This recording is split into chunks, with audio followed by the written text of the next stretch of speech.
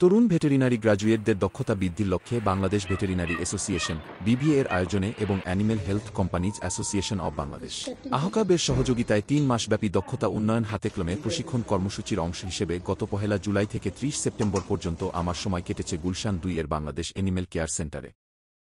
ব্যাটম্যানে temperature, heart rate, respiration, লিম্ফোনোড দেখার পর would lamp test করে স্কিন ইস্যু দেখা হচ্ছে।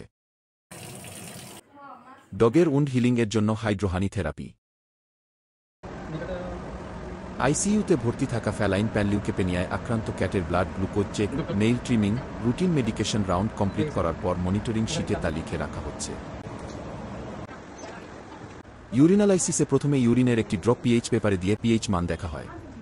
এরপর স্ট্রিপ টেস্টে গ্লুকোজ, কিটোন, ব্লাড, প্রোটিন সহ বিভিন্ন উপাদান পরীক্ষা করা হয়। রিফ্র্যাক্টোমিটারে ইউরিনের স্পেসিফিক গ্র্যাভিটি এবং মাইক্রোস্কোপে স্ট্রুভাইট ও অক্সালেট ক্রিস্টাল আছে কিনা তা দেখা হয়। ফিকাল টেস্টের মাইক্রোস্কোপিক পরীক্ষায় round worm, hook worm, tape worm এবং কক্সিডিয়ার উপস্থিতি পর্যবেক্ষণ করা হয়।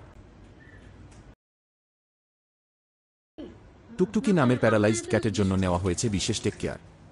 পালপেশন করে পি ও পুপ করিয়ে দেওয়া হয়েছে। বেডশোর জন্য বার্না ক্রিম দেওয়ার পাশাপাশি ডিহাইড্রেশনের কারণে ফ্লুইড থেরাপি প্রদান করা হয়েছে।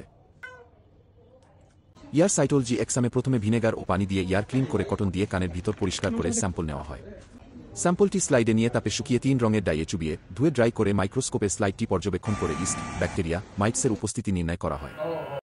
শেখার সুযোগ করে দেওয়ার জন্য আন্তরিক ধন্যবাদ বিবিএ, আহকাব এবং বিএসসিসি ক্লিনিক। ভবিষ্যতেও এমন উদ্যোগ অব্যাহত থাকুক।